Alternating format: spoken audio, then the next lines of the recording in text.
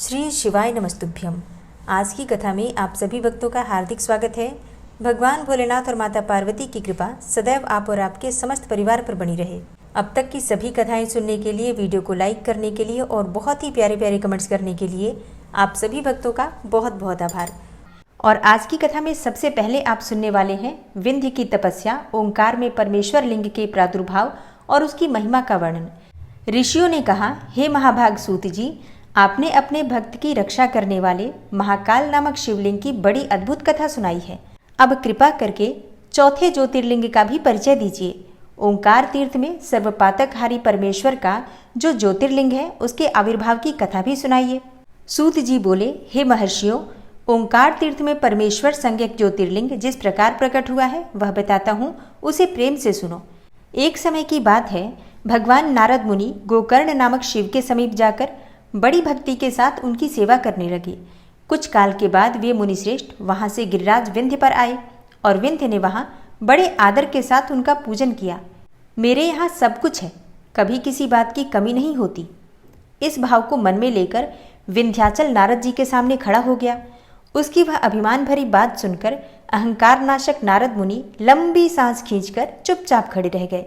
यह देखकर विंध्य पर्वत ने पूछा, आपने मेरे यहाँ कौन सी कमी देखी है? आपके इस तरह लंबी सांस खींचने का क्या कारण है? नारद जी ने कहा, भैया, तुम्हारे यहाँ सब कुछ है, फिर भी मेरू पर्वत तुमसे बहुत ऊंचा है। उसके शिखरों का विभाग देवताओं के लोकों में भी पहुंचा हुआ है, किंतु तुम्हारे शिखर का भाग वहां कभी नहीं पहुंच सका है। सूत जी कहते हैं, ऐसा कहकर नारद जी वहां से जिस तरह आए थे उसी तरह चल दिए, परंतु विंध्य पर्वत मेरे जीवन आदि को धिक्कार है, ऐसा सोचता हुआ मन ही मन संतप्त हो उठा। अच्छा, अब मैं विश्वनाथ भगवान शंभु की आराधना पूर्वक तपस्या करूंगा, ऐसा हार्दिक निश्चय करके वह भगवान शंकर की शरण में गया।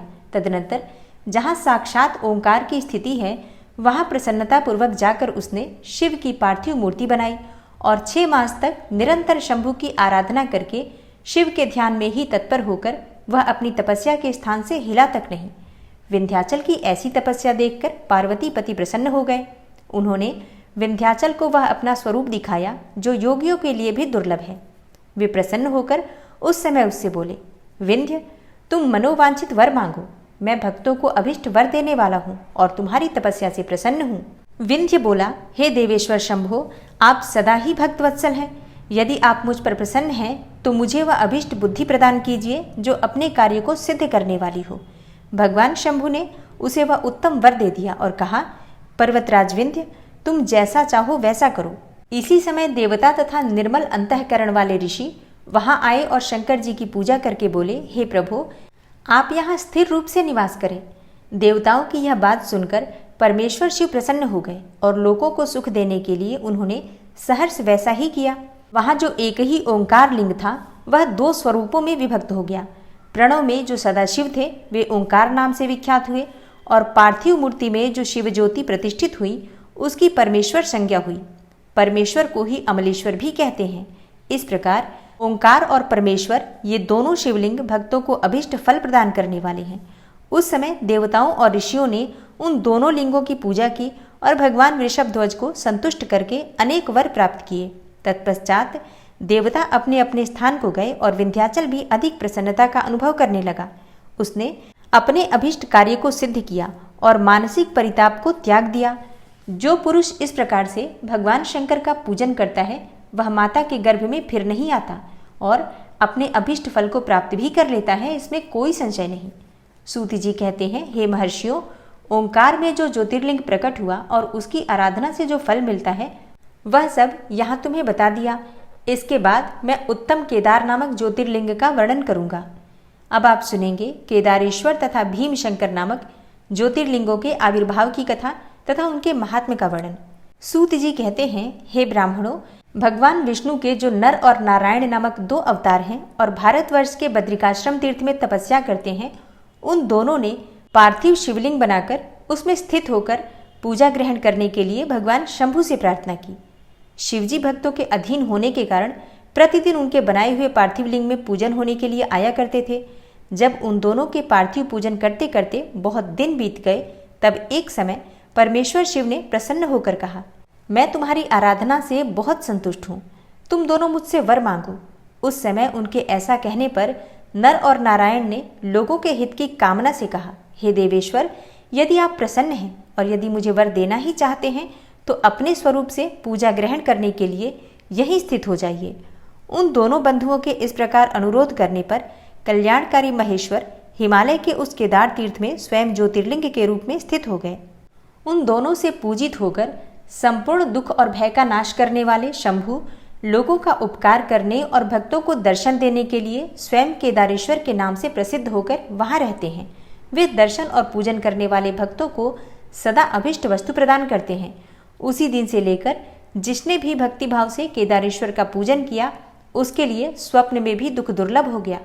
जो भगवान शिव का प्रिय भक्त वहां शिवलिंग के निकट शिव के रूप से अंकित वलय अर्थात कंकड़ या कड़ा चढ़ाता है, वह उस वलय युक्त स्वरूप का दर्शन करके समस्त पापों से मुक्त हो जाता है, साथ ही जीवन मुक्त भी हो जाता है। जो बद्रीवन की यात्रा करता है उसे भी जीवन मुक्ति की प्राप्ति होती है। नर और नारायण के तथा केदारेश्वर शिव के रूप का दर्शन करके मनुष्य मोक्ष का भागी होता है, इसमें कोई संशय नहीं। केदारेश्वर में भक्ति रखने वाले जो पुरुष वहां की यात्रा आरंभ करके उनके पास तक पहुंचने के लिए पहले मार्ग में ही मर जाते हैं, वे भी मोक्ष पा जाते हैं। इसमें विचार करने की आवश्यकता ही नहीं है। केदार तीर्थ में पहुंचकर वहां प्रेम पूर्वक केदारेश्वर की पूजा करके वहां का जल पी लेने के पश्चात मनुष्य का फिर जन्म नहीं होता। हे ब्राह्मणों, इस भारतवर्ष में संपूर्ण जीवों को भक्ति भाव से भगवान नर और नारायण की तथा केदारेश्वर शंभु की पूजा करनी चाहिए। अब मैं भीमशंकर नामक ज्योतिर्लिंग का महात्म्य कहूंगा, तुम ध्यान पूर्वक सुनो। कामरूप देश में लोकहित की कामना से साक्षात भगवान शंकर ज्योतिर्लिंग के रूप में अवतीर्ण हुए थे। उनका वह स्वरूप कल्याण और सुख का आश्रय है। हे ब्राह्मणों, पूर्व काल में एक महापराक्रमी राक्षस हुआ था जिसका नाम भीम था। वह सदा धर्म का विध्वंस करता और समस्त प्राणियों को दुख देता था। वह महाबली राक्षस कुंभकर्ण के वीर्य और कर्कटी के गर्भ से उत्पन्न हुआ था तथा अपनी माता के साथ सह्य पर्वत पर निवास करता था। एक दिन समस्त लोगों को दुख देने वाले भयानक पराक्रमी दुष्ट भीम ने अपनी माता से पूछा, माँ, मेरे पिताजी कहाँ हैं? तुम अकेली क्यों रहती हो? मैं यह सब जानना चाहता हूँ, अतः यथार्थ बात बताओ। कर्कटी बोली, बेटा, रावण के छोटे भाई कुंभकर्ण तेरे पिता थे। भाई सहित उस महाबली वीर को श्री राम ने मार डाला। मेरे पिता का नाम कर्कट और माता का नाम पुष्कसी था। विराध मेरे पति थे जिन्हें पूर्व काल में राम ने मार डाला। अपने प्रिय स्वामी के मारे जाने पर मैं अपने माता पिता के पास ही रहती थी। एक दिन मेरे माता पिता अगस्त्य मुनि के शिष्य सुतीक्ष्ण को अपना आहार बनाने के लिए गए। वे बड़े तपस्वी और महात्मा थे। उन्होंने कुपित होकर मेरे माता पिता को ही भस्म कर डाला। वे दोनों मर गए। तब से मैं अकेली होकर बड़े दुख के साथ इस पर्वत पर रहने लगी। मेरा कोई अवलंब नहीं रह गया। मैं असहाय और दुख से आतुर होकर यहाँ निवास करती थी। इसी समय महान बल और पराक्रम से संपन्न राक्षस कुंभकर्ण, जो कि रावण के छोटे भाई थे, यहाँ आए और उन्होंने बलात् मेरे साथ समागम किया। फिर वे मुझे छोड़कर लंका चले गए। तत्पश्चात तुम्हारा जन्म हुआ। तुम भी अपने पिता के ही समान महान, बलवान और पराक्रमी हो। अब मैं तुम्हारा ही सहारा लेकर यहाँ कालक्षेप करती हूँ। सूत जी कहते हैं, हे ब्राह्मणों, कर्कटी की यह बात सुनकर भयानक पराक्रमी भीम कुपित होकर यह विचार करने लगा कि मैं विष्णु के साथ कैसा बर्ताव करूं। इन्होंने तो मेरे पिता को ही मार डाला और मेरे नाना नानी भी उनके भक्त के हाथ से ही मारे गए। विराट को भी इन्होंने ही मार डाला और इस प्रकार मुझे बहुत दुख दिया। यदि मैं अपने पिता का पुत्र हूँ तो श्रीहरि को अवश्य पीड़ा दूंगा। ऐसा निश्चय करके भीम महान तप करने के लिए चला गया। उसने ब्रह्मा जी की प्रसन्नता के लिए 1000 वर्षों तक महान तप किया। तपस्या के साथ साथ वह मन ही मन इष्ट देवता का ध्यान भी किया करता था। तब लोक पितामह ब्रह्मा उसे वर देने के लिए गए और इस प्रकार बोले। ब्रह्मा जी ने कहा, भीम, मैं तुम पर प्रसन्न हूँ। तुम्हारी जो इच्छा हो उसके अनुसार वर मांगो। भीम बोला, हे देवेश्वर, हे कमलासन, यदि आप प्रसन्न हैं और मुझे वर देना चाहते हैं तो आज मुझे ऐसा बल दीजिए जिसकी कहीं तुलना न हो। सूत जी कहते हैं, ऐसा कहकर उस राक्षस ने ब्रह्मा जी को नमस्कार किया और ब्रह्मा जी भी उसे अभिष्ट वर देकर अपने धाम को चले गए। ब्रह्मा जी से अत्यंत बल पाकर राक्षस अपने घर आया और माता को प्रणाम करके शीघ्रतापूर्वक बड़े गर्व से बोला, माँ, अब तुम मेरा बल देखो। मैं इंद्र आदि देवताओं तथा उनकी सहायता करने वाले श्रीहरि का महान संहार कर डालूंगा। ऐसा कहकर भयानक पराक्रमी भीम ने पहले इंद्र आदि देवताओं को जीता और उन सबको अपने अपने स्थान से निकालकर बाहर किया। तदनंतर देवताओं की प्रार्थना से उनका पक्ष लेने वाले श्रीहरि को भी उसने युद्ध में हराया। फिर प्रसन्नतापूर्वक पृथ्वी को जीतना प्रारंभ किया। सबसे पहले वह कामरूप देश के राजा सुदक्षिण को जीतने के लिए गया। वह राजा के साथ उसका भयंकर युद्ध हुआ।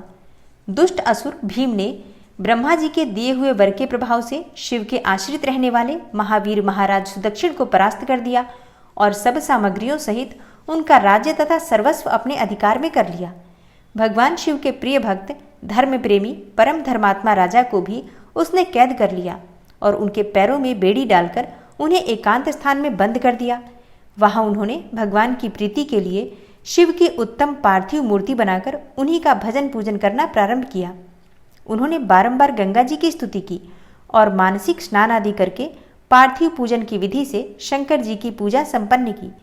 विधि पूर्वक भगवान शिव का ध्यान करके वे प्रणव युक्त पंचाक्षर मंत्र ओम नमः शिवाय का जप करने लगे। अब उन्हें दूसरा कोई काम करने के लिए अवकाश नहीं मिलता था। उन दिनों उनकी साध्वी पत्नी राजवल्लभा दक्षिणा प्रेम पूर्वक पार्थिव पूजन किया करती थी। वे दंपत्ति अनन्य भाव से भक्तों का कल्याण करने वाले भगवान शंकर का भजन करते और प्रतिदिन उन्हीं की आराधना में तत्पर रहते थे। इधर वह राक्षस वर के अभिमान से मोहित होकर यज्ञ कर्म आदि सब धर्मों का लोप करने लगा और सबसे कहने लगा कि तुम लोग सब कुछ मुझे ही दो। हे महर्षियों, दुरात्मा राक्षसों की बहुत बड़ी सेना साथ लेकर उसने सारी पृथ्वी को अपने वश में कर लिया।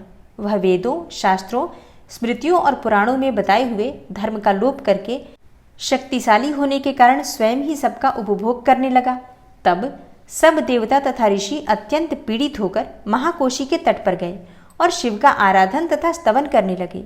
उनके इस प्रकार स्तुति करने पर भगवान शिव अत्यंत प्रसन्न होकर देवताओं से बोले, हे देवगण तथा हे महर्षियों, मैं प्रसन्न हूँ, वर मांगो, तुम्हारा कौन सा कार्य सिद्ध करूं? देवता बोले, हे देवेश्वर, आप अंतर्यामी हैं, अतः सबके मन की सारी बातें जानते हैं, आपसे कुछ भी अज्ञात नहीं है। हे प्रभु, हे महेश्वर, कुंभकर्ण से उत्पन्न कर्कटी का बलवान पुत्र राक्षस भीम ब्रह्मा जी के दिए हुए वर से शक्तिशाली होकर देवताओं को निरंतर पीड़ा दे रहा है। अतः आप इस दुखदायी राक्षस का नाश कर दीजिए, हम पर कृपा कीजिए, विलंब न कीजिए। शंभु ने कहा, हे देवताओं, कामरूप देश के राजा सुदक्षिण मेरे श्रेष्ठ भक्त हैं, उनसे मेरा एक संदेश कह दो, फिर तुम्हारा सारा कार्य शीघ्र ही पूरा हो जाएगा। उनसे कहना, कामरूप देश के अधिपति महाराज सुदक्षिण, हे प्रभु, तुम मेरे विशेष भक्त हो, अतः प्रेम पूर्वक मेरा भजन करो। दुष्ट राक्षस भीम ब्रह्मा जी का वर पाकर प्रबल हो गया है, इसीलिए उसने तुम्हारा तिरस्कार किया है, परंतु अब मैं उस दुष्ट को मार डालूंगा, इसमें संदेह नहीं है। सूत जी कहते हैं, हे ब्राह्मणों, तब उन सब देवताओं ने प्रसन्नतापूर्वक वहां जाकर उन महाराज से शंभु की कही हुई सारी बातें कह सुनाई। उनसे वह संदेश कहकर देवताओं और महर्षियों को बड़ा आनंद प्राप्त हुआ और वे सब के सब शीघ्र ही अपने अपने आश्रम को चले गए।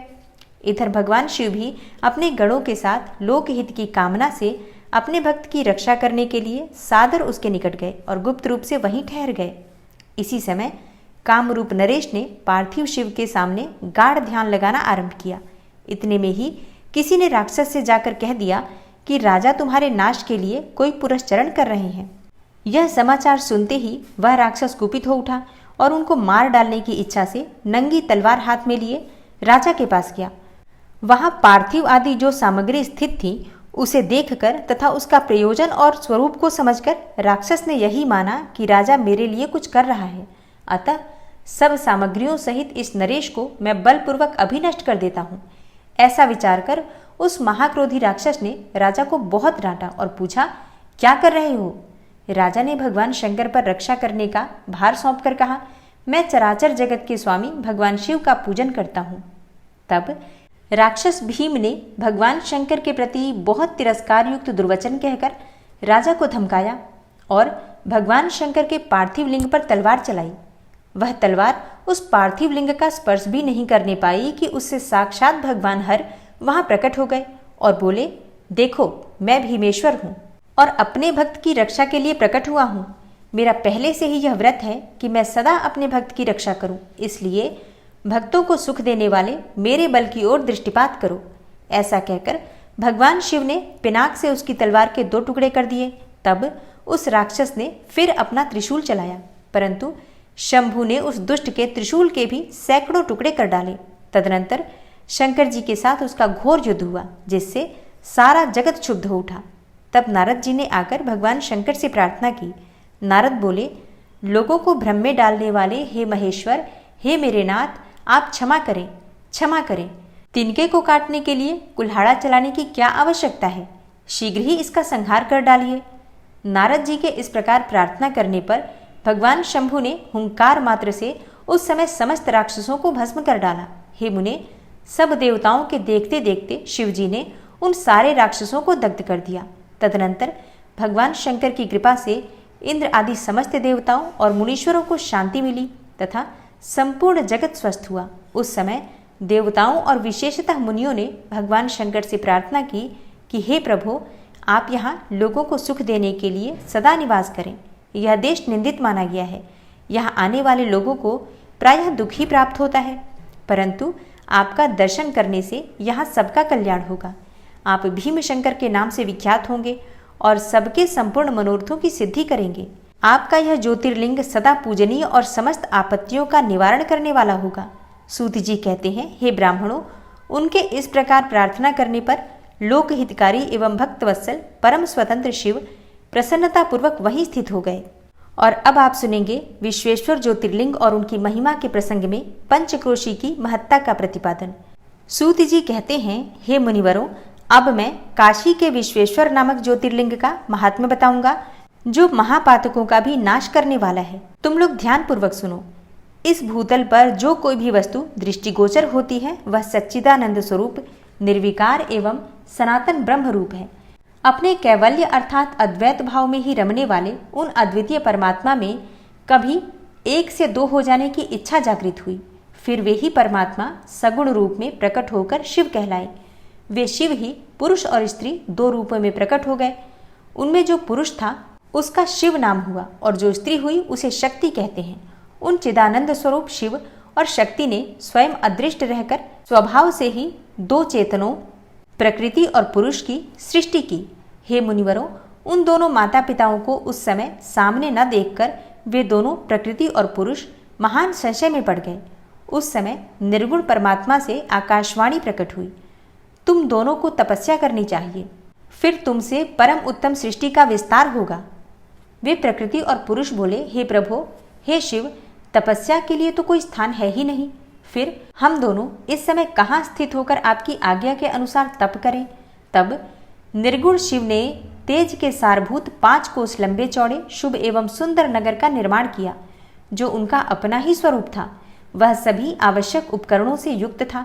उस नगर का निर्माण करके उन्होंने उसे उन दोनों के लिए भेजा। वह नगर आकाश में पुरुष के समीप आकर स्थित हो गया। तब पुरुष अर्थात श्रीहरि ने उस नगर में स्थित होकर सृष्टि की कामना से शिव का ध्यान करते हुए बहुत वर्षों तक तप किया। उस समय परिश्रम के कारण उनके शरीर से श्वेत जल की अनेकों धाराएं प्रकट हुई, जिनसे सारा शून्य आकाश व्याप्त हो गया। वहां दूसरा कुछ भी दिखाई नहीं देता था। उसे देखकर भगवान विष्णु मन ही मन बोल उठे, यह कैसी अद्भुत वस्तु दिखाई देती है। उस समय इस आश्चर्य को देखकर उन्होंने अपना सिर हिलाया, जिससे उन प्रभु के सामने ही उनके एक कान से मणि गिर पड़ी।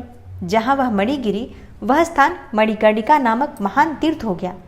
जब पूर्वोक्त जलराशि में वह सारी पंचक्रोशी डूबने और बहने लगी, तब निर्गुण शिव ने शीघ्र ही उसे अपने त्रिशूल के द्वारा धारण कर लिया।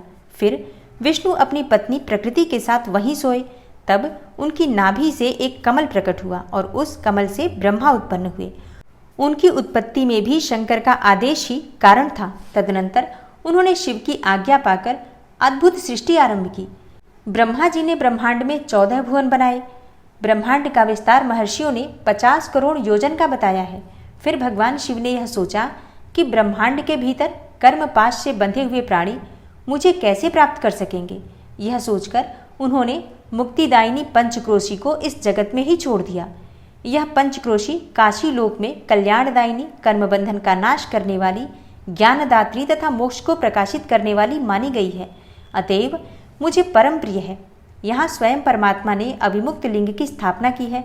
अतः मेरे अंशभूत हे हरे, तुम्हें कभी इस क्षेत्र का त्याग नहीं करना चाहिए। ऐसा कहकर भगवान हर ने काशीपुरी को स्वयं अपने त्रिशूल से उतारकर मर्त्यलोक के जगत में छोड़ दिया। ब्रह्मा जी का एक दिन पूरा होने पर जब सारे जगत का प्रलय हो जाता है, तब भी निश्चय ही इस काशीपुरी का नाश नहीं होता।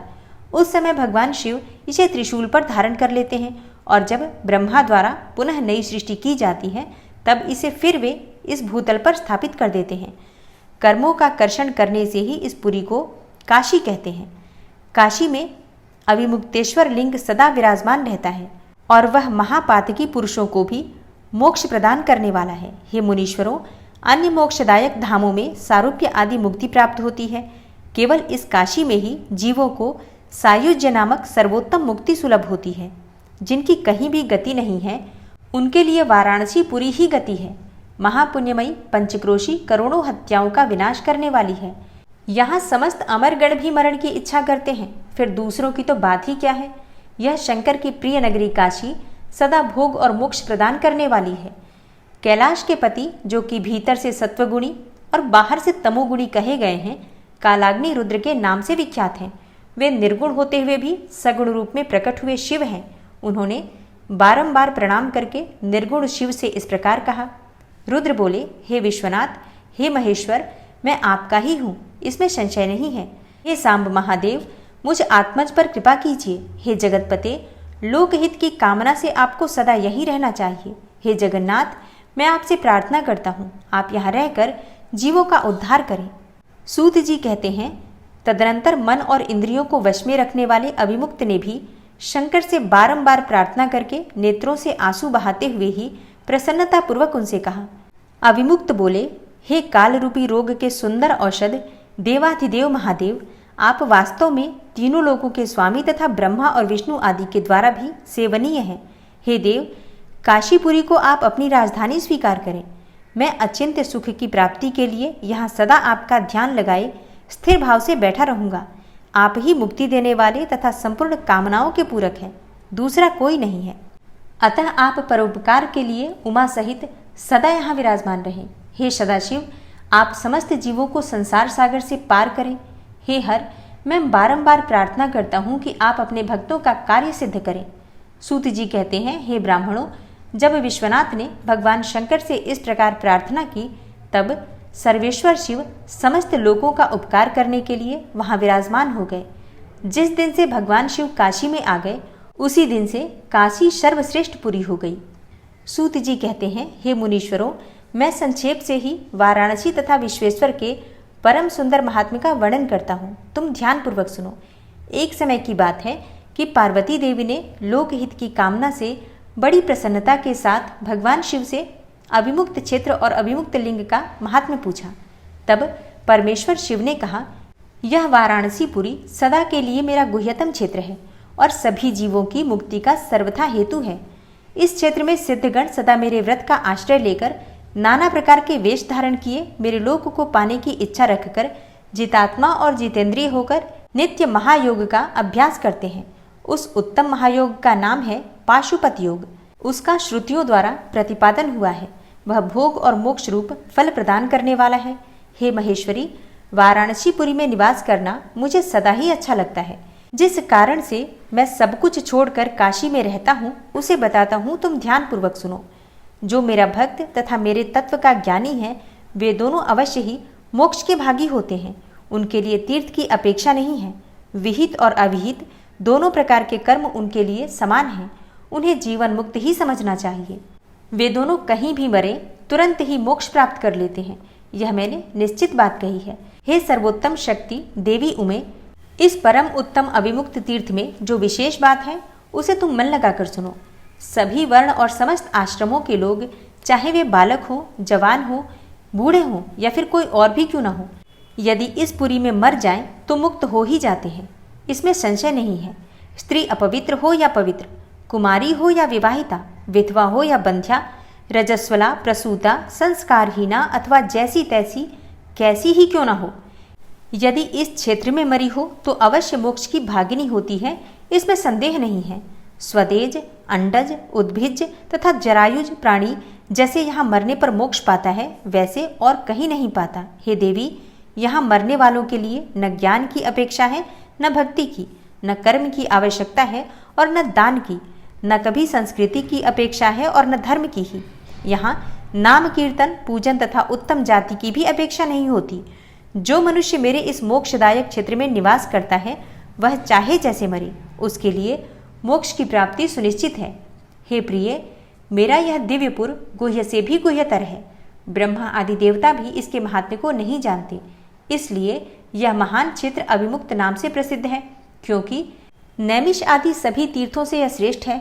यह मरने पर अवश्य मोक्ष देने वाला है। धर्म का सार सत्य है, मोक्ष का सार समता है तथा समस्त क्षेत्रों एवं तीर्थों का सार यह अविमुक्त तीर्थ काशी है, ऐसी विद्वानों की मान्यता है। इच्छानुसार भोजन, शयन, क्रीड़ा तथा विविध कर्मों का अनुष्ठान करता हुआ भी मनुष्य यदि इस अविमुक्त तीर्थ में प्राणों का परित्याग करता है तो उसे मोक्ष मिल जाता है। जिसका चित्त विषयों में आसक्त है और जिसने धर्म की रुचि त्याग दी है, वह भी यदि इस क्षेत्र में मृत्यु को प्राप्त होता है तो पुनः संसार बंधन में नहीं पड़ता। फिर जो ममता से रहित, धीर, सत्वगुणी, दंभहीन, कर्मकुशल और कर्तापन के अभिमान से रहित होने के कारण किसी भी कर्म का आरंभ न करने वाले हैं, उनकी तो बात ही क्या है, वे सब मुझ में ही स्थित हैं। इस काशीपुरी में शिव भक्तों द्वारा अनेकों शिवलिंग स्थापित किए गए हैं। हे पार्वती, वे संपूर्ण अभिष्टों को देने वाले और मोक्षदायक हैं। चारों दिशाओं में 5-5 कोस फैला हुआ यह क्षेत्र अविमुक्त कहा गया है। यह सब ओर से मोक्षदायक है। जीव को मृत्यु काल में यह क्षेत्र उपलब्ध हो जाए तो उसे अवश्य मोक्ष की प्राप्ति होती है। यदि निष्पाप मनुष्य काशी में मरे तो उसका तत्काल मोक्ष हो जाता है, और जो पापी मनुष्य मरता है वह काय व्यूहों को प्राप्त होता है। उसे पहले यातना का अनुभव करके ही पीछे मोक्ष की प्राप्ति होती है। हे सुंदरी, जो इस अविमुक्त क्षेत्र में पातक करता है अर्थात पाप करता है, वह हजारों वर्षों तक भैरवी यातना पाकर पाप का फल भोगने के पश्चात ही मोक्ष पाता है। शतकोटि कल्पों में भी अपने किए हुए कर्म का क्षय नहीं होता। जीव को अपने द्वारा किए गए शुभाशुभ कर्म का फल अवश्य ही भोगना पड़ता है। केवल अशुभ कर्म नरक देने वाला होता है तथा केवल शुभ कर्म स्वर्ग की प्राप्ति कराने वाला होता है। और शुभ और अशुभ दोनों कर्मों से मनुष्य योनि की प्राप्ति बताई गई है। अशुभ कर्म की कमी और शुभ कर्म की अधिकता होने पर उत्तम जन्म प्राप्त होता है। शुभ कर्म की कमी और अशुभ कर्म की अधिकता होने पर यहाँ अधम जन्म की प्राप्ति होती है। हे पार्वती, जब शुभ और अशुभ दोनों ही कर्मों का क्षय हो जाता है तभी जीव को सच्चा मोक्ष प्राप्त होता है। यदि किसी ने पूर्व जन्म में आदरपूर्वक काशी का दर्शन किया है तभी उसे इस जन्म में मृत्यु की प्राप्ति होती है। जो मनुष्य काशी जाकर गंगा में स्नान करता है उसके क्रियमाण और संचित कर्म का नाश हो जाता है, परंतु प्रारब्ध कर्म भोगे बिना नष्ट नहीं होता, यह निश्चित बात है। जिसकी काशी में मुक्ति हो जाती है उसके प्रारब्ध कर्म का भी क्षय हो जाता है। हे प्रिय, जिसने एक ब्राह्मण को भी काशीवास करवाया है वह स्वयं भी काशीवास का अवसर पाकर मोक्ष लाभ करता है। सूत जी कहते हैं, हे मुनिवरों, इस तरह काशी का तथा विश्वेश्वर लिंग का प्रचुर महात्म्य बताया गया है, जो सत्पुरुषों को भोग और मोक्ष प्रदान करने वाला है। इसके बाद मैं त्रयंबक नामक ज्योतिर्लिंग का महात्म्य बताऊंगा, जिसे सुनकर क्षण भर में मनुष्य के समस्त पाप दूर हो जाते हैं। और अब आप सुनेंगे त्रयंबक ज्योतिर्लिंग के प्रसंग में महर्षि गौतम के द्वारा किए गए परोपकार की कथा। उनका तप के प्रभाव से अक्षय जल प्राप्त करके ऋषियों की अनावृष्टि के कष्ट से रक्षा करना, ऋषियों का छल पूर्वक उन्हें गौ हत्या में फंसाकर आश्रम से निकालना और शुद्धि का उपाय बताना। सूत जी कहते हैं, हे मुनिवरों, सुनो, मैंने सद्गुरु व्यास जी के मुख से जैसी सुनी है उसी रूप में एक पापनाशक कथा तुम्हें सुना रहा हूँ। पूर्व काल की बात है। गौतम नाम से विख्यात एक श्रेष्ठ ऋषि रहते थे, जिनकी परम धार्मिक पत्नी का नाम अहिल्या था। दक्षिण दिशा में जो ब्रह्मगिरी है वहीं उन्होंने 10,000 वर्षों तक तपस्या की थी। उत्तम व्रत का पालन करने वाले हे महर्षियों, एक समय वहां 100 वर्षों तक बड़ा भयानक अवर्षण हो गया। सब लोग महान दुख में पड़ गए। इस भूतल पर कहीं गीला पत्ता भी नहीं दिखाई देता था। फिर जीवों का आधारभूत जल कहाँ से दृष्टिगोचर होता। उस समय मुनि, मनुष्य, पशु, पक्षी और मृग सब वहां से दशों दिशाओं को चले गए। तब गौतम ऋषि ने 6 महीने तक तप करके वरुण को प्रसन्न किया। वरुण ने प्रकट होकर वर मांगने को कहा। ऋषि ने वृष्टि के लिए प्रार्थना की। वरुण ने कहा, देवताओं के विधान के विरुद्ध वृष्टि न करके मैं तुम्हारी इच्छा के अनुसार तुम्हें सदा अक्षय रहने वाला जल देता हूँ। तुम एक गड्ढा तैयार करो।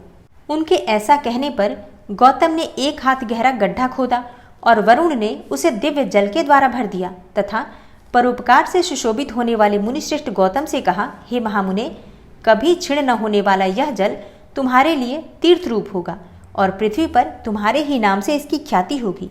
यहाँ किए हुए दान, होम, तप, देव पूजन तथा पितरों का श्राद्ध सभी अक्षय होंगे। ऐसा कहकर उस महर्षि से प्रशंसित होकर वरुण देव अंतर्ध्यान हो गए। उस जल के द्वारा दूसरों का उपकार करके महर्षि गौतम को भी बड़ा सुख मिला। महात्मा पुरुष का आश्रय मनुष्यों के लिए महत्व की ही प्राप्ति कराने वाला होता है। महान पुरुष ही महात्मा के उस स्वरूप को देखते और समझते हैं, दूसरे अधम मनुष्य नहीं। मनुष्य जैसे पुरुष का सेवन करता है वैसा ही फल पाता है। महान पुरुष की सेवा से महत्ता मिलती है और क्षुद्र की सेवा से क्षुद्रता। उत्तम पुरुषों का यह स्वभाव ही है कि वे दूसरों के दुख को सहन नहीं कर पाते। अपने को दुख प्राप्त हो जाए इसे भी स्वीकार कर लेते हैं, किंतु दूसरों के दुख का निवारण ही करते हैं। दयालु, अभिमान शून्य, उपकारी और जितेंद्रिय ये पुण्य के 4 खंभे हैं जिनके आधार पर यह पृथ्वी टिकी हुई है। तदनंतर गौतम जी वहां उस परम दुर्लभ जल को पाकर विधि पूर्वक नित्य नैमित्तिक कर्म करने लगे। उन मुनीश्वर ने वहां नित्य होम की सिद्धि के लिए धान, जौ और अनेकों प्रकार के निवार बोआ दिए। तरह तरह के धान्य, भांति भांति के वृक्ष और अनेकों प्रकार के फल फूल वहां लहलहा उठे। यह समाचार सुनकर वहां दूसरे दूसरे सहस्त्रों ऋषि, मुनि, पशु पक्षी तथा बहुसंख्यक जीव आकर रहने लगे। वह वन इस भूमंडल में बड़ा सुंदर हो गया। उस अक्षय जल के संयोग से अनावृष्टि वहां के लिए दुखदायिनी नहीं रह गई। उस वन में अनेकों शुभ कर्म पारायण ऋषि अपने शिष्य, भार्या और पुत्र आदि के साथ वास करने लगे। उन्होंने कालक्षेप करने के लिए वहां धान बोआ दिए। गौतम जी के प्रभाव से उस वन में सब ओर आनंद छा गया। एक बार वहां गौतम के आश्रम में जाकर बसे हुए ब्राह्मणों की स्त्रियां जल के प्रसंग को लेकर अहल्या पर नाराज हो गईं। उन्होंने अपने पतियों को उकसाया। उन लोगों ने गौतम का अनिष्ट करने के लिए गणेश जी की आराधना की। भक्त पराधीन गणेश जी ने प्रकट होकर वर मांगने के लिए कहा। तब ये बोले, हे भगवान, यदि आप हमें वर देना चाहते हैं तो कोई ऐसा उपाय कीजिए जिससे समस्त ऋषि डांट फटकार कर गौतम को आश्रम से बाहर निकाल दें। गणेश जी ने कहा, हे ऋषियों, तुम सब लोग सुनो। इस समय तुम उचित कार्य नहीं कर रहे हो। बिना किसी अपराध के उन पर क्रोध करने के कारण तुम्हारी हानि ही होगी। जिन्होंने पहले उपकार किया हो उन्हें यदि दुख दिया जाए तो वह अपने लिए हितकारक नहीं होता, और जब उपकारी को दुख दिया जाता है तब उससे इस जगत में अपना ही नाश होता है। ऐसी तपस्या करके उत्तम फल की सिद्धि की जाती है। स्वयं ही शुभ फल का परित्याग करके अहितकारक फल को नहीं ग्रहण किया जाता। ब्रह्मा जी ने जो यह कहा है कि असाधु कभी साधुता को और साधु कभी असाधुता को नहीं ग्रहण करता, यह बात निश्चय ही ठीक जान पड़ती है। पहले उपवास के कारण जब तुम लोगों को दुख भोगना पड़ा था तब महर्षि गौतम ने जल की व्यवस्था करके तुम्हें सुख दिया, परंतु इस समय तुम सब लोग उन्हें दुख दे रहे हो। संसार में ऐसा कार्य करना कदापि उचित नहीं। इस बात पर तुम सब लोग सर्वथा विचार कर लो। स्त्रियों की शक्ति से मोहित हुए तुम लोग यदि मेरी बात नहीं मानोगे तो तुम्हारा यह बर्ताव गौतम के लिए अत्यंत हितकारक ही होगा, इसमें संशय नहीं है। ये मुनिश्रेष्ठ गौतम तुम्हें पुनः निश्चय ही सुख देंगे, अतः उनके साथ छल करना कदापि उचित नहीं। इसलिए तुम लोग कोई दूसरा वर मांगो। सूत जी कहते हैं, हे ब्राह्मणों, महात्मा गणेश ने ऋषियों से जो ये बात कही वह यद्यपि उनके लिए हितकर थी तो भी उन्होंने इसे स्वीकार नहीं किया। तब भक्तों के अधीन होने के कारण उन शिव कुमार ने कहा, तुम लोगों ने जिस वस्तु के लिए प्रार्थना की है उसे मैं अवश्य करूंगा। पीछे जो होनहार होगी वह होकर ही रहेगी। ऐसा कहकर वे अंतर्ध्यान हो गए। हे मुनीश्वरों, उसके बाद उन दुष्ट ऋषियों के प्रभाव से तथा उन्हें प्राप्त हुए वर के कारण जो घटना घटित हुई उसे सुनो। वहां गौतम के खेत में जो धान और जौ थे उनके पास गणेश जी एक दुर्बल गाय बनकर गए। दिए हुए वर के कारण वह गौ कांपती हुई वहां जाकर धान और जौ चरने लगी। इसी समय दैववश गौतम जी वहां आ गए। वे दयालु ठहरे, इसलिए मुट्ठी भर तिनके लेकर उन्हीं से उस गौ को हाँकने लगे। उन तिनकों का स्पर्श होते ही वह गौ पृथ्वी पर गिर पड़ी और ऋषि के देखते देखते क्षण भर में उसी समय मर गई। वे दूसरे दूसरे द्वेषी ब्राह्मण और उनकी दुष्ट स्त्रियां वहां छुपे हुए सब कुछ देख रहे थे। उस गौ के गिरते ही वे सबके सब बोल उठे, गौतम ने ये क्या कर डाला। गौतम भी आश्चर्यचकित होकर अहल्या को बुलाकर व्यथित हृदय से दुखपूर्वक बोले, देवी, यह क्या हुआ, कैसे हुआ? जान पड़ता है परमेश्वर मुझ पर कुपित हो गए हैं। अब क्या करूं, कहाँ जाऊं? मुझे तो हत्या लग गई। इसी समय ब्राह्मण और उनकी पत्नियां गौतम को डांटने और दुर्वचनों द्वारा अहल्या को पीड़ित करने लगी। उनके दुर्बुद्धि शिष्य और पुत्र भी गौतम को बारंबार फटकारने और धिक्कारने लगे। ब्राह्मण बोले, अब तुम्हें अपना मुंह नहीं दिखाना चाहिए, यहाँ से जाओ, जाओ। गौ हत्यारे का मुंह देखने पर तत्काल वस्त्र सहित स्नान करना चाहिए। जब तक तुम इस आश्रम में रहोगे तब तक अग्निदेव और पितर हमारे दिए हुए किसी भी हव्य कव्य को ग्रहण नहीं करेंगे। इसलिए पापी गौ हत्यारे, तुम परिवार सहित यहाँ से अन्यत्र चले जाओ, विलंब न करो। सूत जी कहते हैं, ऐसा कहकर उन सब ने उन्हें पत्थरों से मारना प्रारंभ कर दिया। वे गालियां दे देकर गौतम और अहल्या को सताने लगे। उन दुष्टों के मारने और धमकाने पर गौतम बोले, हे मुनियों, मैं यहाँ से अन्यत्र जाकर रहूँगा। ऐसा कहकर गौतम उस स्थान से तत्काल निकल गए और उन सबकी आज्ञा से 1 कोस दूर जाकर उन्होंने अपने लिए आश्रम बनाया। वहां भी जाकर उन ब्राह्मणों ने कहा, जब तक तुम्हारे ऊपर हत्या लगी है तब तक तुम्हें कोई भी यज्ञ यागादि कर्म नहीं करने चाहिए। किसी भी वैदिक देव यज्ञ या फिर पितृयज्ञ के अनुष्ठान का तुम्हें अधिकार नहीं रह गया है। मुनिवर गौतम उनके कथनानुसार किसी तरह एक पक्ष बिताकर उस दुख से दुखी होकर बारंबार उन मुनियों से अपनी शुद्धि के लिए प्रार्थना करने लगे। उनके दीन भाव से प्रार्थना करने पर उन ब्राह्मणों ने कहा, गौतम, तुम अपने पाप को प्रकट करते हुए 3 बार सारी पृथ्वी की परिक्रमा करो, फिर लौटकर यहाँ 1 महीने तक व्रत करो। इसके बाद इस ब्रह्मगिरि की 101 परिक्रमा करने के पश्चात तुम्हारी शुद्धि होगी। अथवा यहाँ गंगा जी को ले आकर उन्हीं के जल से स्नान करो तथा 1 करोड़ पार्थिव लिंग बनाकर महादेव जी की आराधना करो। फिर गंगा में स्नान करके इस पर्वत की 11 बार परिक्रमा करो। तत्पश्चात 100 घड़ों के जल से पार्थिव शिवलिंग को स्नान कराने पर तुम्हारा उद्धार होगा। उन ऋषियों के इस प्रकार कहने पर गौतम ने बहुत अच्छा कहकर उनकी बात मान ली। वे बोले, हे मुनिवरों, मैं आप श्रीमानों की आज्ञा से यहाँ पार्थिव पूजन तथा ब्रह्मगिरि की परिक्रमा करूँगा। ऐसा कहकर मुनिश्रेष्ठ गौतम ने उस पर्वत की परिक्रमा करने के पश्चात पार्थिव लिंगों का निर्माण करके उनका पूजन किया। साध्वी अहल्या ने भी साथ रहकर वह सब कुछ किया। उस समय शिष्य प्रशिष्य उन दोनों की सेवा करते थे।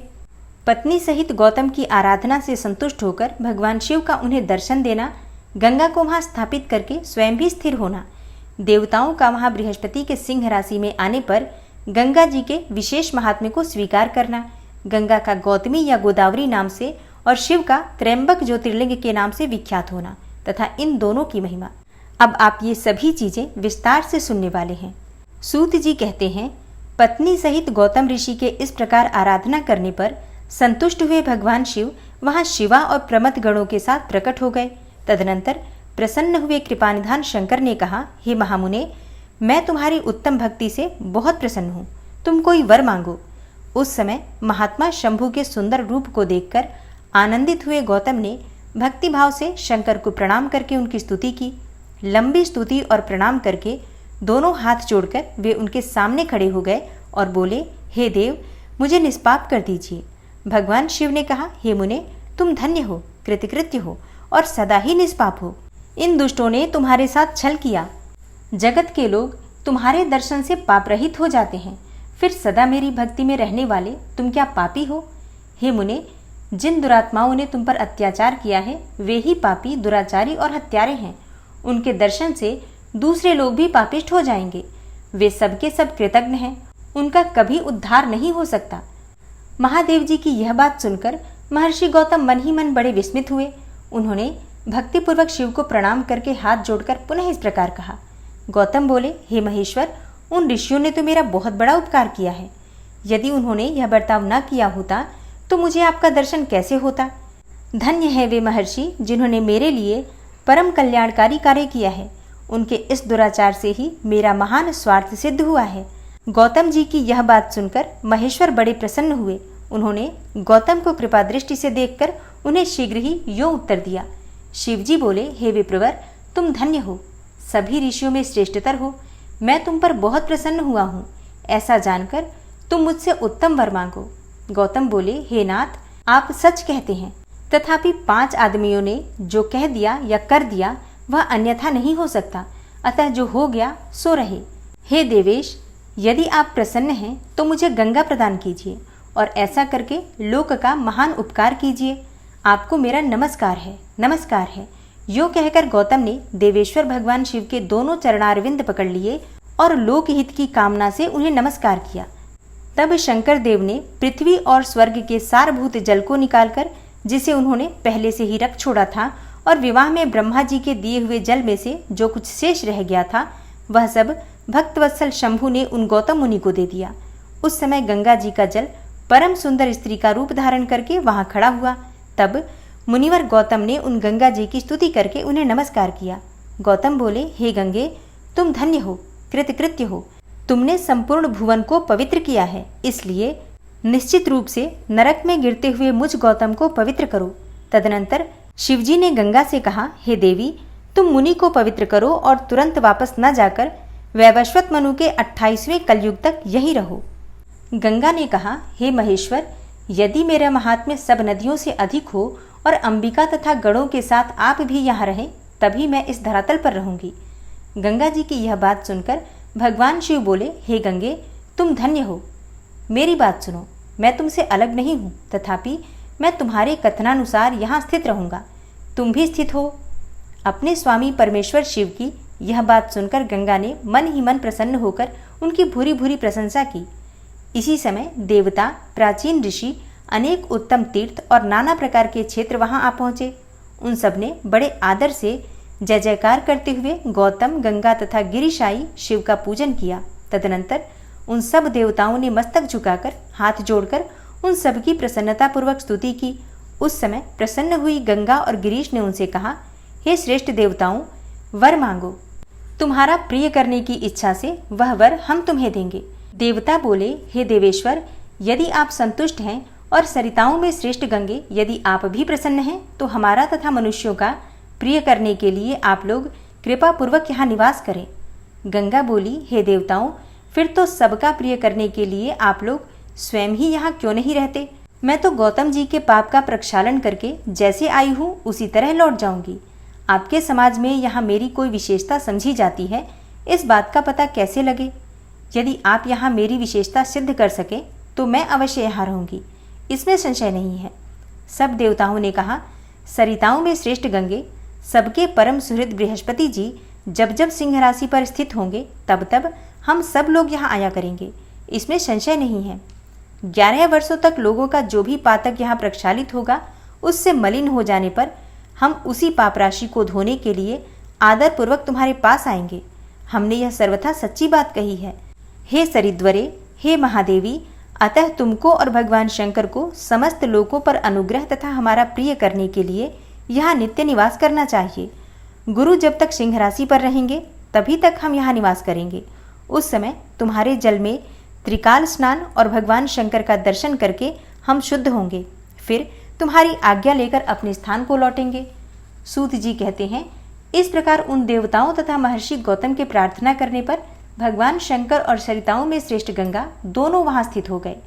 वहां की गंगा गौतमी अर्थात गोदावरी नाम से विख्यात हुई और भगवान शिव का ज्योतिर्मय लिंग त्रयंबक कहलाया। यह ज्योतिर्लिंग महान पातकों का नाश करने वाला है।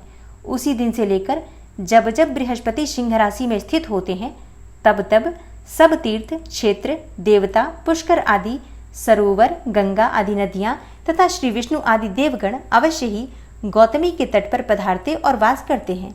वे सब जब तक गौतमी के किनारे रहते हैं तब तक अपने स्थान पर उनका कोई फल नहीं होता, और जब वे अपने प्रदेश में लौट जाते हैं तभी वहां इनके सेवन का फल मिलता है।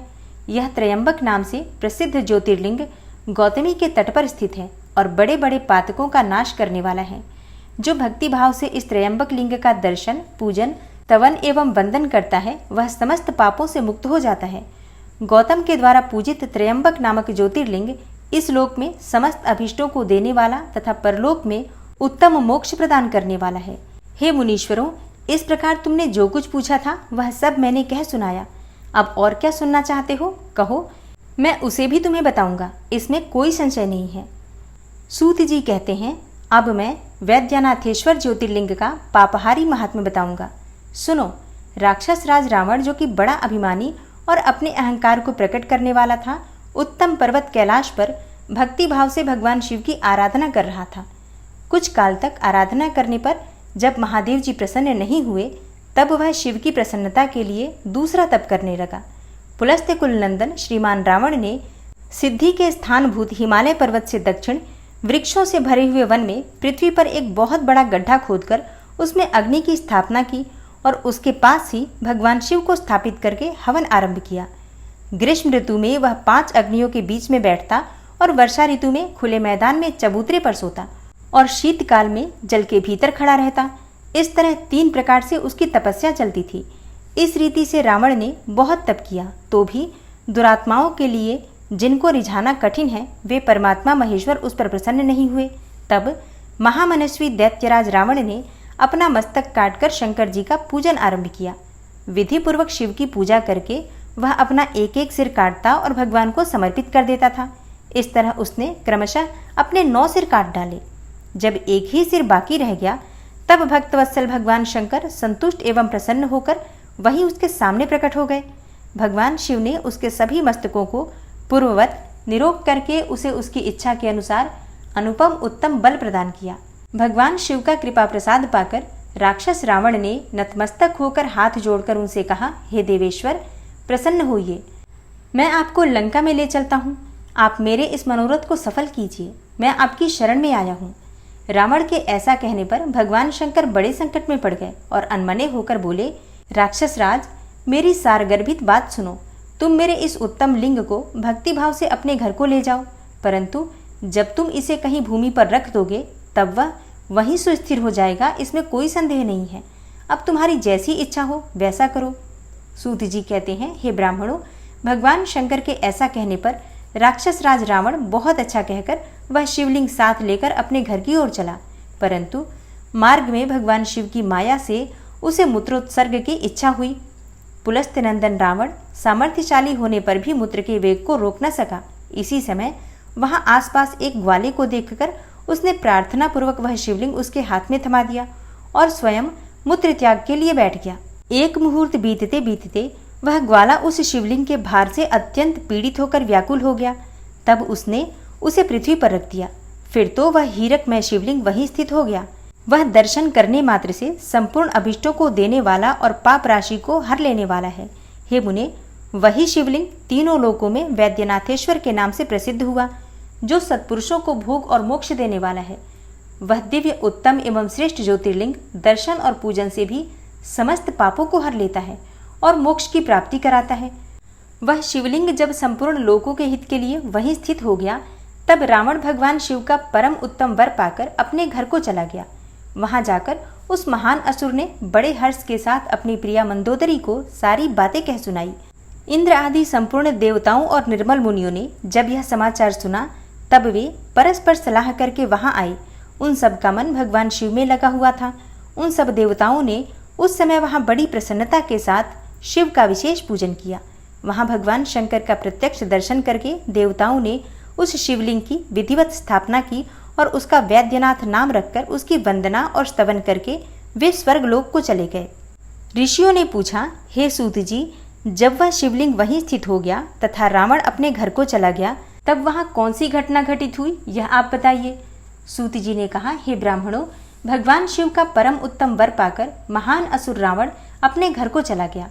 वहां उसने अपनी प्रिया से सब बातें कही और अत्यंत आनंद का अनुभव करने लगा। इधर इस समाचार को सुनकर देवता घबरा गए कि पता नहीं यह देवद्रोही महादुष्ट रावण भगवान शिव के वरदान से बल पाकर क्या करेगा। उन्होंने नारद जी को भेजा। नारद जी ने जाकर रावण से कहा, तुम कैलाश पर्वत को उठाओ, तब पता लगेगा कि शिव जी का दिया हुआ वह वरदान कहाँ तक सफल हुआ। रावण को यह बात जच गई। उसने जाकर कैलाश को उखाड़ लिया। इससे सारा कैलाश हिल उठा। तब गिरिजा के कहने से महादेव जी ने रावण को घमंडी समझकर इस प्रकार शाप दिया। महादेव जी बोले, रे दुष्ट भक्त, दुर्बुद्धि रावण, तू अपने बल पर इतना घमंड न कर। तेरी इन भुजाओं का घमंड चूर करने वाला वीर पुरुष शीघ्र ही इस जगत में अवतीर्ण होगा।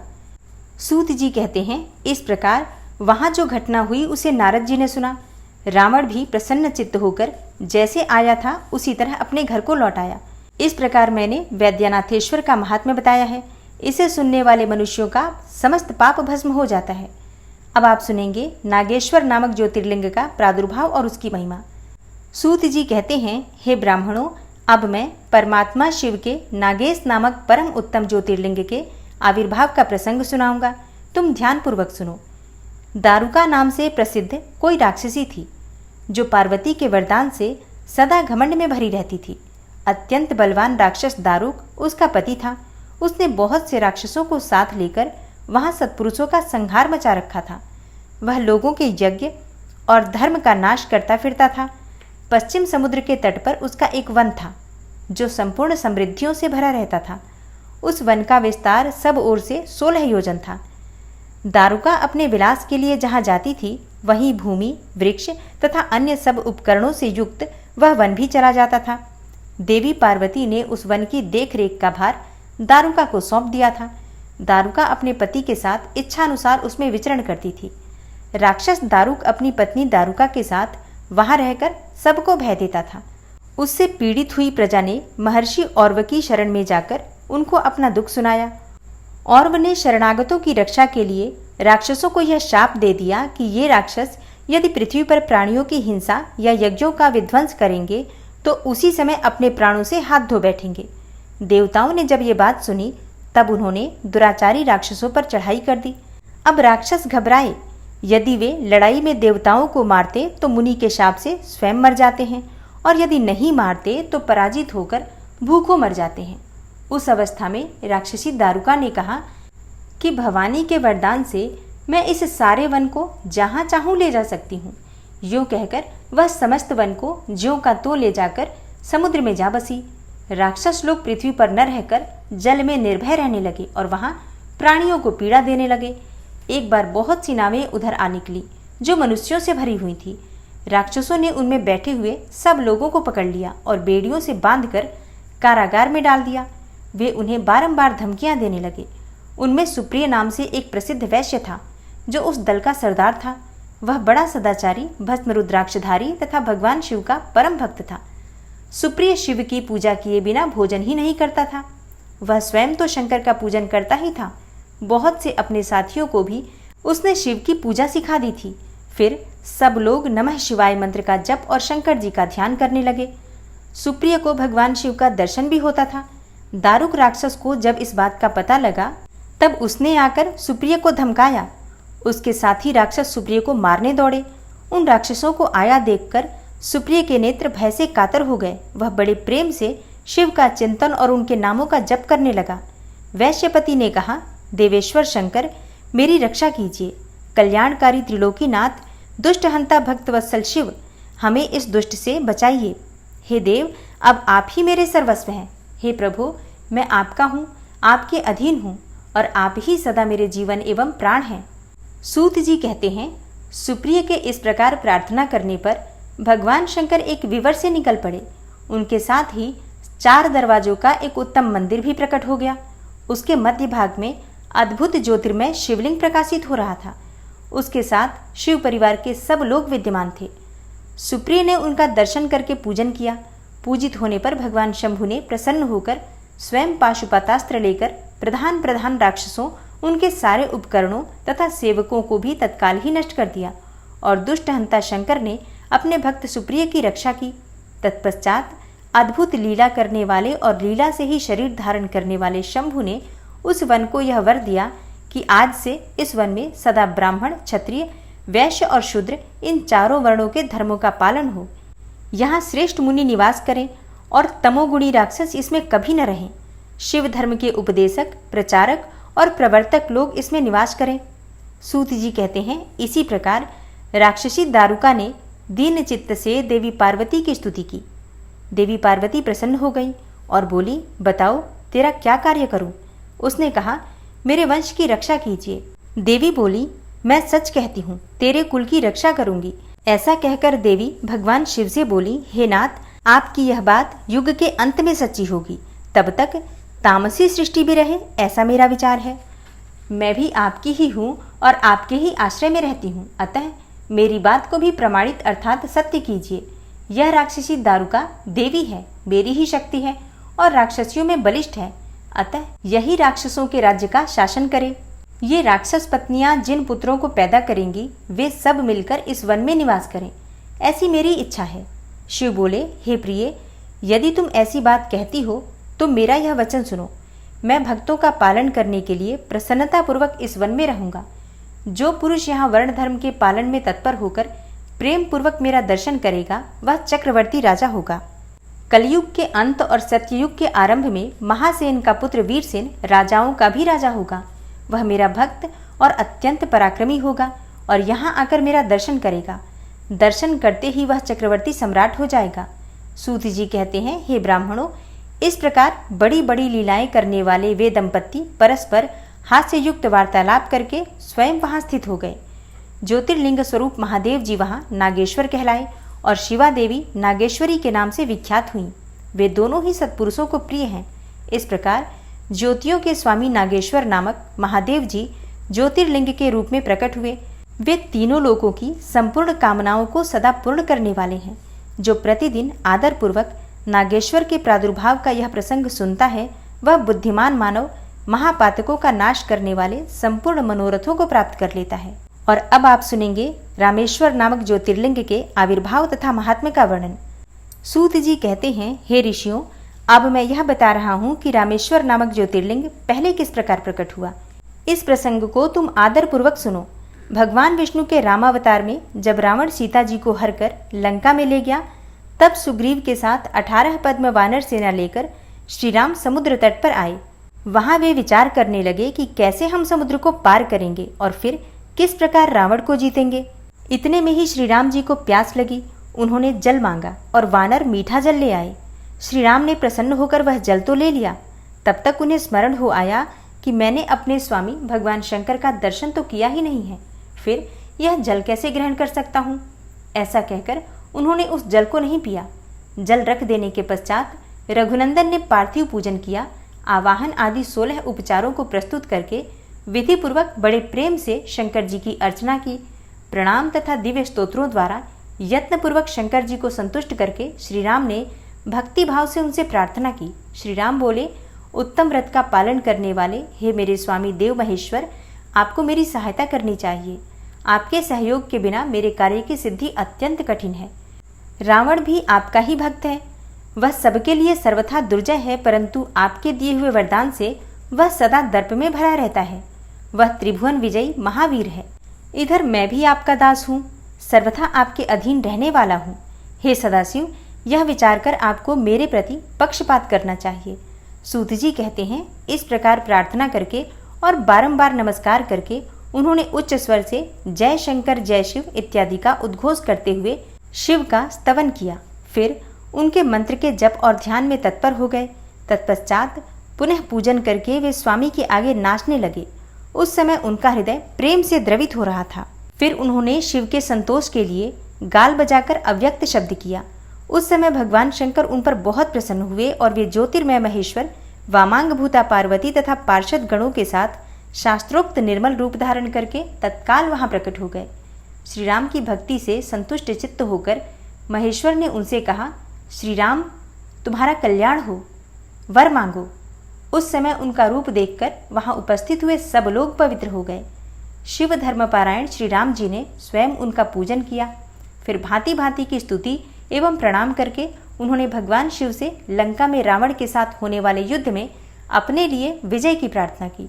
तब राम भक्ति से प्रसन्न हुए महेश्वर ने कहा, महाराज, तुम्हारी जय हो।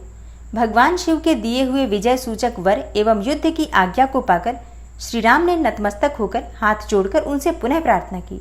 श्री राम बोले, मेरे स्वामी शंकर, यदि आप संतुष्ट हैं तो जगत के लोगों को पवित्र करने तथा दूसरों की भलाई करने के लिए सदा यहाँ निवास करें। सूत जी कहते हैं, श्री राम के ऐसा कहने पर भगवान शिव वहाँ ज्योतिर्लिंग के रूप में स्थित हो गए। तीनों लोकों में रामेश्वर के नाम से उनकी प्रसिद्धि हुई। उनके प्रभाव से ही अपार समुद्र को अनायास पार करके श्री राम ने रावण आदि राक्षसों का शीघ्र ही संहार किया और अपनी प्रिया सीता को प्राप्त कर लिया। तब से इस भूतल पर रामेश्वर की अद्भुत महिमा का प्रसार हुआ। भगवान रामेश्वर सदा भोग और मोक्ष देने वाले तथा भक्तों की इच्छाएं पूर्ण करने वाले हैं। जो दिव्य गंगा जल से रामेश्वर शिव को भक्तिपूर्वक स्नान कराता है वह जीवन मुक्त ही है। इस संसार में देव दुर्लभ समस्त भोगों का उपभोग करके अंत में उत्तम ज्ञान पाकर वह निश्चय ही कैवल्य मोक्ष को प्राप्त कर लेता है। इस प्रकार मैंने तुम लोगों से भगवान शिव के रामेश्वर नामक दिव्य ज्योतिर्लिंग का वर्णन किया, जो अपनी महिमा सुनने वालों के समस्त पापों का अपहरण करने वाला है। और अब आप सुनेंगे घुश्मेश्वर ज्योतिर्लिंग का वर्णन। घुश्मा की शिव भक्ति से उसके मरे हुए पुत्र का जीवित होना, घुश्मेश्वर शिव का प्रादुर्भाव तथा उनकी महिमा का वर्णन। सूत जी कहते हैं, अब मैं घुश्मेश नामक ज्योतिर्लिंग के प्रादुर्भाव का और उसके महात्म्य का वर्णन करूंगा। हे मुनिवरों, ध्यान देकर सुनो। दक्षिण दिशा में एक श्रेष्ठ पर्वत है जिसका नाम देवगिरी है। वह देखने में अद्भुत तथा नित्य परम शोभा से संपन्न है। उसी के निकट कोई भरद्वाज कुल में उत्पन्न सुधर्मा नामक ब्रह्मवेत्ता ब्राह्मण रहते थे। उनकी प्रिय पत्नी का नाम सुदेहा था। वह सदा शिव धर्म के पालन में तत्पर रहती थी। घर के कामकाज में भी कुशल थी और सदा पति की सेवा में लगी रहती थी।